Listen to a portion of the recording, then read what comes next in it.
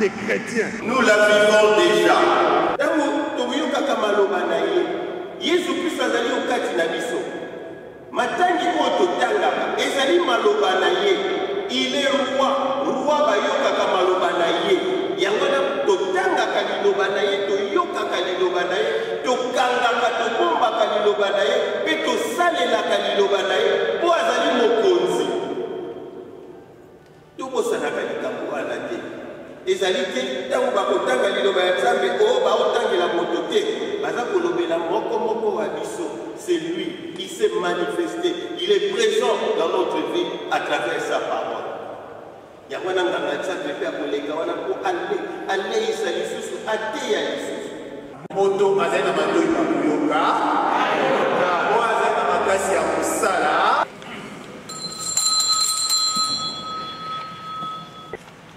Bandeko, tokomi sikawa otango tokoyoka matangi mabiso. Litangi ya yango. Awa abikisaki bayuda obongo. Nzambe apesi bango mibeko miaye. Kobele bae batosi nyango balingiye. Liloba ya Nzambe lokola likomami okuku ya bomimi.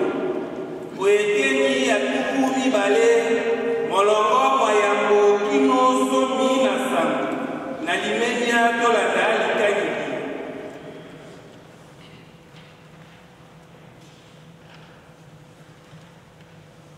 Ongomba Sinai, Nzambe alobi maloba mai.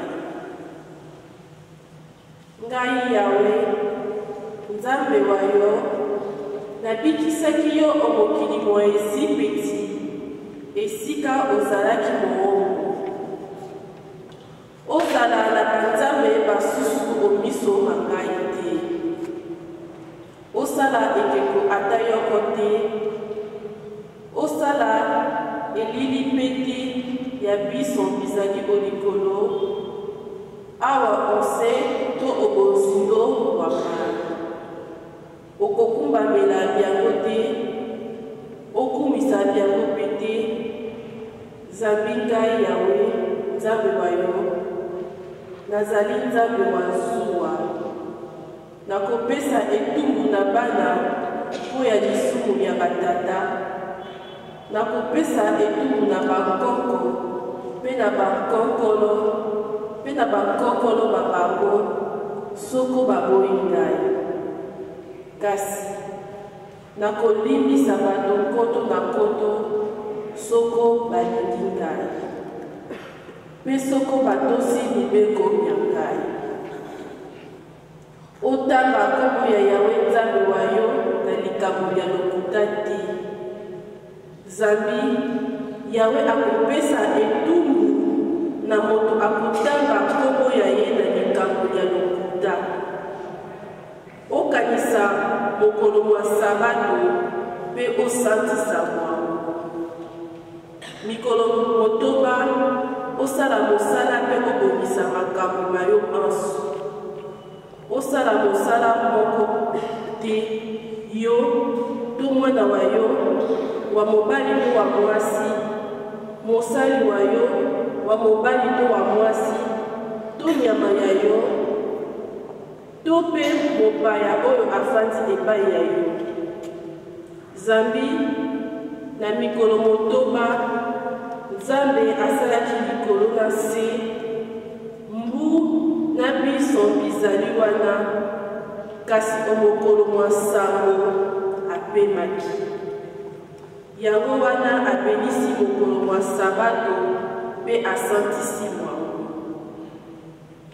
Memi tata na mama wayo pote oumela mikolo mingi omokili Yawe Nzambe apesi yo.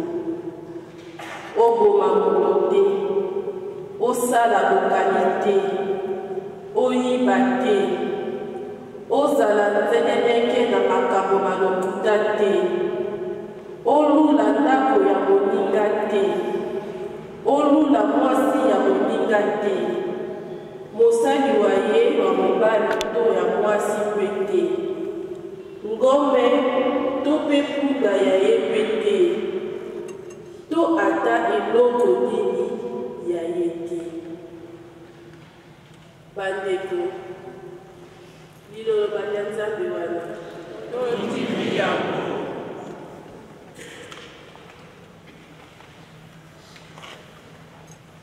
Nzembo ya bomano. Nzambe, ozali na maloba bakopesa bomoi wa seko. Nzambe, ozali na maloba bakopesa bomoi wa seko. Mobeko wa mokonzi, mobongi nye, mokopesaka bato bomoi. Maloba ma mokonzi, mazali maloba ma bosolo, bakopesaka moto wa bosawa bwania. Nzambe, ozali na maloba bakopesa bomoi wa seko. Mitindo ya Nzambe ezali semba, mikoyokisaka mitema esengo. Bitinda bya mokonzi bizali polele, bikopesaka biso mwinda. Nzambe, ozali na maloba bakopesa bomoi wa seko. Kobanga Nzambe eleki malamu, sika wape omikolo biso, mokonzi akokata makambo mobele na bosolo, mikolo miso se na bosembo. Nzambe, ozali na maloba bakopesa bomoi wa seko. Maloba mayema azali na motuya, leka wolo kitoko penza, mazali eleki mingi, leka mafuta manzoi elengi. Nzambe, ozali na maloba bakopesa bomoi wa seko.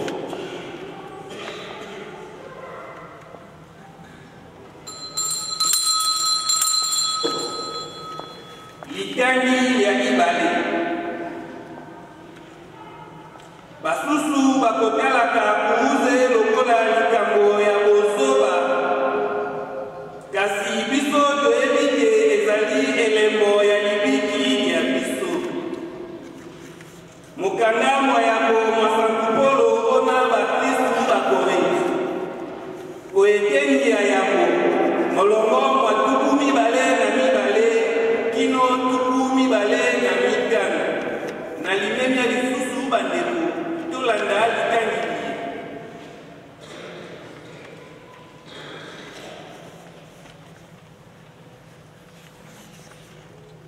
Bandeko, bayuda balingi komono makambo isi, bagreki bazali koluka bwana. Nzokande biso tozali kosakola Kristu awei kokukuze. Omiso mabayuda ezali esibisi, omiso mabapagano ezali likambo ya kozoba. Kasi bato ba Nzambe abiani, bayuda na bagreki bakomono Kristu lokola nguya ebwanya wa Nzambe. Solo mayema mononi lokola kozoba wa Nzambe, malengi na bwanya mayema mayele mabato. Pe mayema mononi lokola kotau wa Nzambe, malengi na nguya mayema lokasi wa bato.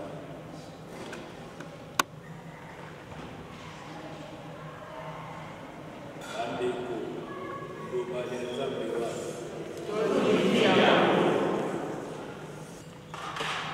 Lokumu na Kristu wanya waseko wa Nzambe wa bomo.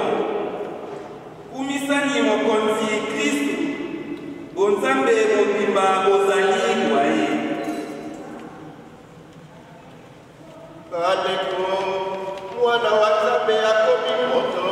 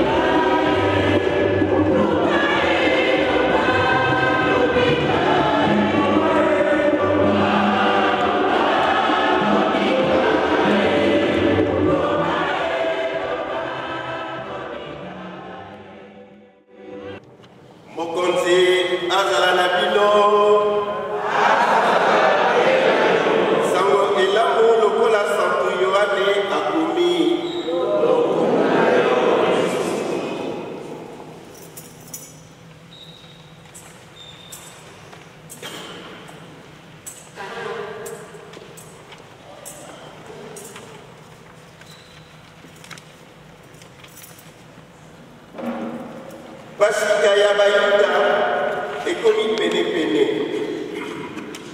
Yesu akei au Yerusalem.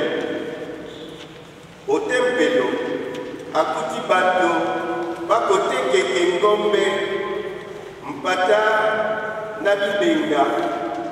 Na pe bato, bako sengeke mbongo bafani wana. Asali fimbo na miku mpe apengani bango banso au tempelo na pata na ngombe apati mosolo mwa baye bazali kosenze mbongo mpe akweyisi mesa mabango mpe na bato bazalaki koteke bibenga alobi bolongola yango awa bokomisi ndako ya tata wa ngai ndako ya moboko te. Bayekoli bakundoli omotema maloba maye nayoki mposa enene ya kokumisa ndako ya yo. Sikawa Bayuda batuni ye na elembo nini okolakisa biso te okoki kosala bongo. Yesu azongiseli bango boboma ndako eye esambo na mikolo misato na kotonga yango lisusu. Bayuda bazongiseli ye basengelaki na mibu tuku inei na motoba oya kotonga ndako eye esambo bongo yo okotonga yango lisusu se na mikolo misato. Kasi awa Yesu Kristo atangi ndako esantu alobaki yango po ya nzoto ya ye. Tango Yesu Kristo asekwi ko bawa bayekoli baye bakundoli ko mitema te alobaki mango pe bayambi mikoma bisantu na pe maloba Yesu alobaki. Tango Yesu Kristo azalaki o Yerusaleme oyenga ya Pasika bato mingi awa bamoni makamu isi ye asali bayambi ye.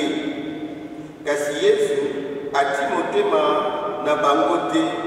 Zambi ayebi bango banso moto moko te asengeli koyebisa ye makambo mabato. Zambi ayebi mayele mazali o mitema ya bango. Lobo na yo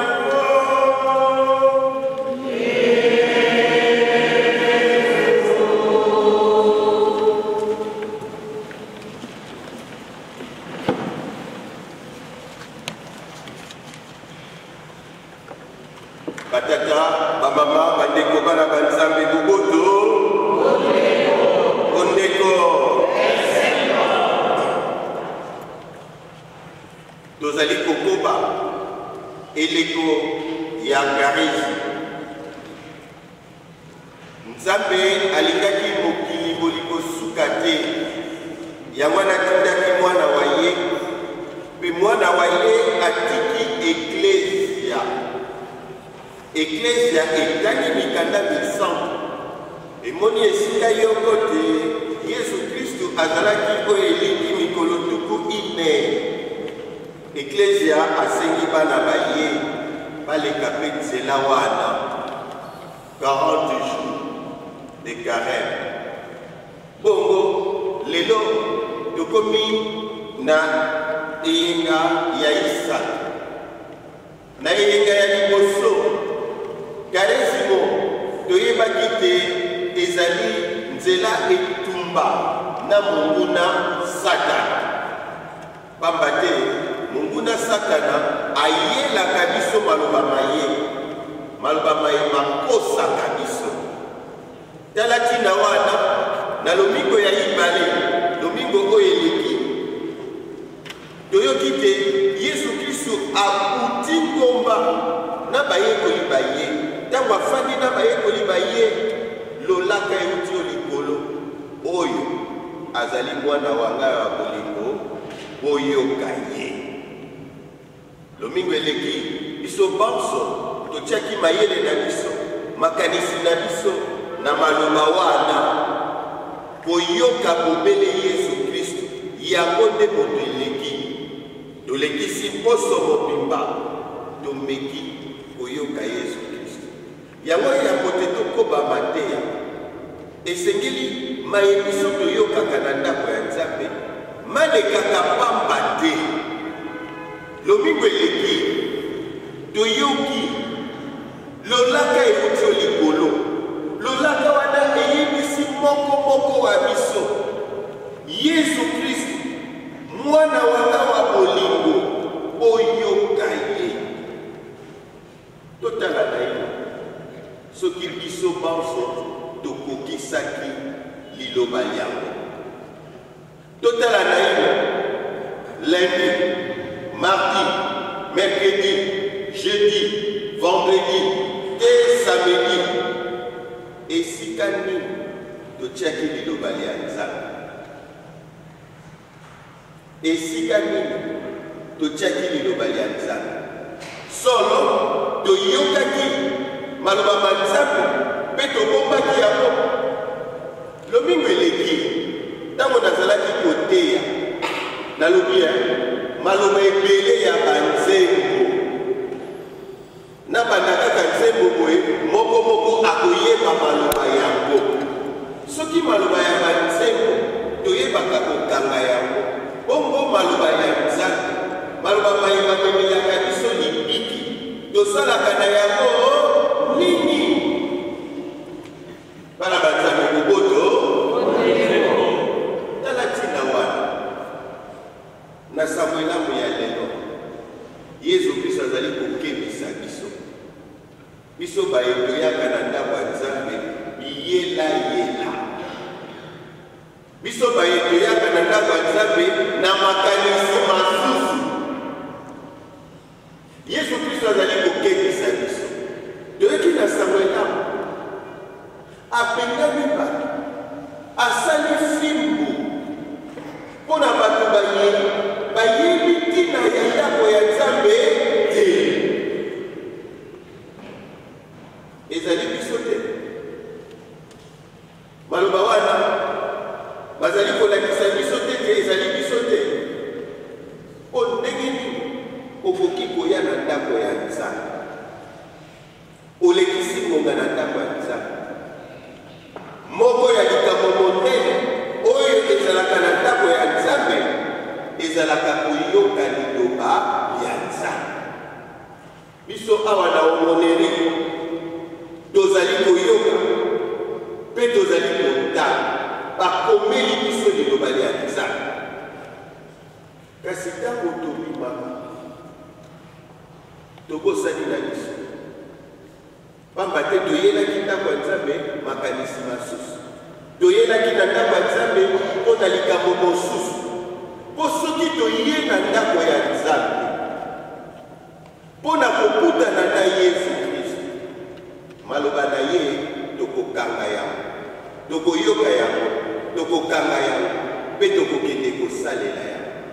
tala ntina wana lelo Yesu Kristo atomboki na bato bayeba yaka ndako ya Nzambe mpona kolekisa ngonga. Alobi ndako ya Nzambe, ndako ya tata wa ngai ezali ndako esika eye bino bosengeli koyoka liloba na ngai kasi bobongoli yango. Tala ntina wana atomboki ndeko wa ngai ntango ekoki omituna yo moko Yesu atombokaka te ntango yo yaka ndako ya Nzambe. Yesu atombokaka te po yo ye ndako ya Nzambe. Maloba mayeba etangami na ndako ya Nzambe, makoti na litoi ya mwasi mpe mabimi na litoi ya mobali. Yesu asepelaka na yango te. Yango wana abakisi lisusu alobi te na bato bazali wana boboma nzoto ndako ya Nzambe boboma yango nsima ya mikolo misatu na kotonga yango ekamwisima. Batata na biso bakoko na biso bazwaki mikolo ebele bambula ebele po te batonga ndako oye bongo yo nsima mikolo misatu okotonga yango na nini? Materiel nini ozali na yango? Nzoka nde Yesu Kristo azali kolobela biso nzoto na ye. Elingi koyebisa biso te ntango toyaka na ndako ya Nzambe toyaka te koyoka maloba ma Yesu Kristo ye moko. Ndako eye ezali babengi yango ndako ya Nzambe. Maloba maye tokoyoka awa mazali maloba ma Nzambe penza na ntina ya kokolisa biso boyambi, na ntina ya kokolisa biso elikya, na ntina ya kokolisa biso bondeko. Tala ntina toyokaka liloba ya Nzambe. Yango wana na litangi ya yambo ya lelo bakoko na biso ya boyambi bango mpe basengelaki koyeba ntina nini bayokaka liloba ya Nzambe. Na litangi ya yambo bakundoleli bango histoire ya sali na bango, nzela oyo bango balekaki po te bazwa libiki. Bayebisi bango bobosanaka te ozalaki bowumbu na mboka nini na Ezipiti, bobosanaka yango te. Ngai Nzambe nde nabimisi bino kuna. Ntango nabimisi bino nalingi botianga na esika oyo bino banso bokoyoka maloba na ngai mpe bokopesa ngai lokumu. Yango wana napekisi bino osala boye te, osala boye te, osala boye te, bokomikotisa na lipunga na la distraction. Mpe na litaki ya yango abakisi boye bopesa ngai mokolo moko ekozala mokolo mosantu sabato okosala mosala te. Pamba te mokolo wana ekozala mokolo bokokende na ndako ya Nzambe esika eye bokoyoka liloba ya Nzambe esika eye bokokola osantisa mokolo yango. Mpe na suka apesi mibeko oyo kosengeli kolanda kosala boye te, kosala boye te, kosala boye te, wana ezali mabe. Tala na bana ba Israel ndenge Nzambe ayebisaki bango, ndenge basengeli kokende na ndako ya Nzambe, ndenge basengeli koyokaka liloba ya Nzambe. Pamba te liloba ya Nzambe wana ekoki kobosanisa bango nzela ya libiki te. Biso sika tokomi ba Kristo. Awa biso tokomi ba Kristo moko na biso. Yesu Kristo aponai po te azala mote atambola bamboka ebele mpona koteya ye nde nani? Santu Paul. Na litangi ya mibale Santu Paul nde azali koyebisa biso ba Kristo oyo biso tosengeli koyeba. Alobi ngai natamboli esika biso na tei Yesu Kristo. Bobele Yesu Kristo oyo akufaki na kuruze. Pote biso baso bino bayeboli kolanda oye batina nini Yesu Kristo akufaki na kuruze. Akufaki na kuruze po ya kokokisa bondeko wa sika. Na bondeko wa kala bayuda bazalaki kosala mwa momesano na bango sika wa Yesu Kristo na kuruze te alongi makambo monso. Kuruze ekomi elembo ya libiki ya bakristo. Tala maloba maye biso tosengeli oyokaka ntango tozali koya na ndako ya Nzambe. Yango wana bandeko lomingo ya Isaka oyeleko ya karesi elingi koyebisa biso lisusu tomilengele malamu. Karesi mo ezali ntango ya ofele te. Karesi mo ezali ntango oyo Yesu Kristo azali kopesa biso po te tobongola mitema, po te tolela masumu ma biso. Santo Paulo na litaki ya mibale ayebisi biso te ye ateyi biso Yesu Kristo oyo akufi na kuruze. Yango na karesi mo epesaka biso libaku tokota na bozindo ya koyeba kuruze ezali nini. Pona nini tosalaka elembo ya kuruze? Pona nini na bandako na biso totia kuruze? Po te tokundola te Yesu Kristo aniokwamaki mpona biso. Yesu Kristo akufaki mpona biso. Yesu Kristo asekwaki mpona biso. Tala maloba maye mango tosengeli koyeba ntango tozali koya na ndako ya Nzambe. Ntango tosambelaka misa tolobaka yango tokundolaka pasi oyo Yesu Kristo ayokaki, tosepelaka nsekwa ya ye mpe tozelaka te mokolo akozonga. Yango na bandeko mateya malelo uto Yesu Kristo apengani bato na ndako ya Nzambe, biso topesaka ndako ya Nzambe esika ya lokumu. Biso topesaka ndako ya Nzambe esika ya lokumu. Bakotaka na ndako ya Nzambe lokola bakotaka na bwenzete. Bakotaka na ndako ya Nzambe na esika eye ya limemia ya lokumu, esika eye toyokaka nde maloba mamoyambi. Maloba mayema sepelisaka biso, maloba mayema pesaka biso moyambi, maloba mayema kolisaka elike ya biso, maloba mayema tindaka biso tolakisa makambo mabolingo.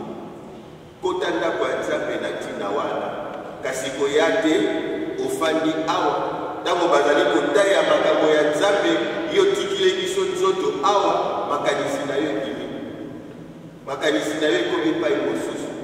Kaka ntango motangi akoloba bandeko liloba ya Nzambe wana bongo makanisi na yo ezongi ndenge wana te. Soki obandi kosala bongo, soki osalaka bongo keba fimbo ya Yesu Kristo ezali. Nani akosepela zwa fimbo ya Yesu? Moko te. Nani akosepela Yesu Kristo afiakola ye peta fimbo? Moko te. Me keba fimbo ezali. Yango wana pote ozwa fimbo ya Yesu Kristo te milengela malamu. Pesa ndako ya Nzambe lokumu oyo ekoki na yango. Ndako ya Nzambe ezali esika eye okokutana na Yesu. Tala batembele soko kutani na bango okoyeba likambo ayebisaki yo. Moto yango alataki ndenge ezalaki na ngongani bongo biso libaku oyo biso tozwaka lomingo na lomingo toyebaka mpe koyoka maloba maye toyoki mauti pa ya Yesu Kristo. Maloba mana bazali se na tina ya kobikisa biso. Boyei na ndako ya Nzambe ezali se na tina ya kozwa libiki.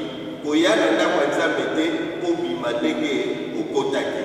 Yaka na ndako ya Nzambe mimona mosumu lela masumu na yo, senga bolimbisi, senga grâce epai ya mokonzi akopimela yo te. Tala tina wana Yesu Kristo ayebisi biso te na ndako na ye. Bomba yango ye akotonga nsima ya mikolo misato nsekwa ntango ye akolonga makambo nyonso bayebanso bakoya epai na ye bakozala balongi lokola ye moko ndeko wa ngai olingi kozala bolongi lokola Yesu Kristo tosanda kwa Nzambe ndenge Yesu Kristo alingi oyo aza na matoi ya koyoka oyo alingi kopesa lokumu na ndako ya Nzambe